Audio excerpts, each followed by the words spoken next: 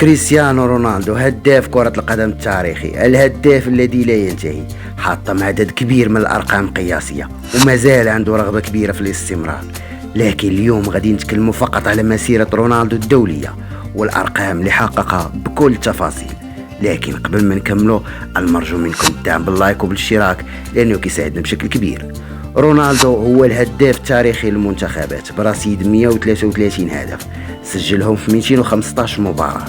أول ظهور لكريستيانو رونالدو مع المنتخب البرتغالي كان في 20 غشت 2003 ضد كازاخستان في مباراة ودية، وأول هدف دولي كان ضد اليونان في 12 يونيو 2004 في مرحلة المجموعات من بطولة أوروبا.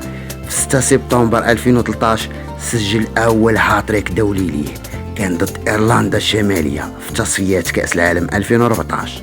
وفي 5 مارس 2014 سجل 2 الأهداف في انتصار البرتغال على الكاميرون 5-1 لكي يرفع الرصيد ديالو ل 49 هدف ويصبح الهداف التاريخي لمنتخب البرتغال على مر التاريخ، ويتخطى رقم 47 هدف اللي سجلهم باوليتا.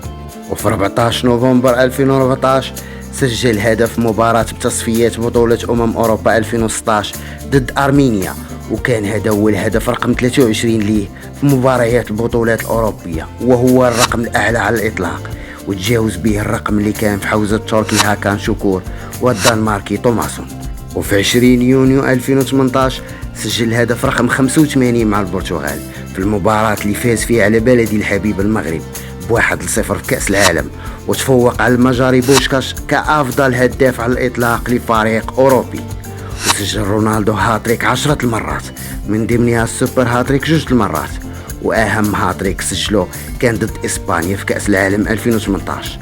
شارك كريستيانو رونالدو في 15 مسابقة كبرى، 6 ديال البطولات ديال أوروبا في 2004 و2008 و2012 و2016 2020 و2024، و5 ديال كؤوس العالم في 2006 و2010 و2014 و2018 و2022، وكأس القارات 2017، ونهائيات دوري الأوروبية 3 المرات، وسجل في كل هذه المسابقات.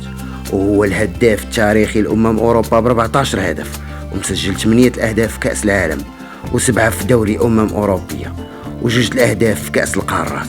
وسجل رونالدو 36 هدف في تصفيات كأس العالم، و38 هدف في تصفيات بطولة أوروبا، وبالتالي هو أول لاعب كيسجل أكثر من 50 هدف في المباريات التأهيلية أوروبية.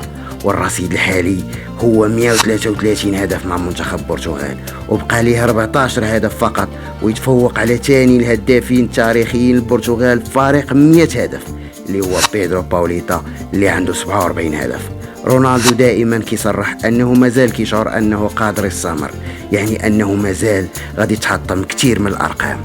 كان معكم عصام الهلالي، وكيف العاده الا كنتي كتشاهدنا من اليوتيوب نتمنى تدعمنا بلايك وباشتراك، اما الا كنتي كتشاهدنا من الفيسبوك فمتابعه باش تشوف فيديوهات قادمه. والسلام عليكم ورحمه الله.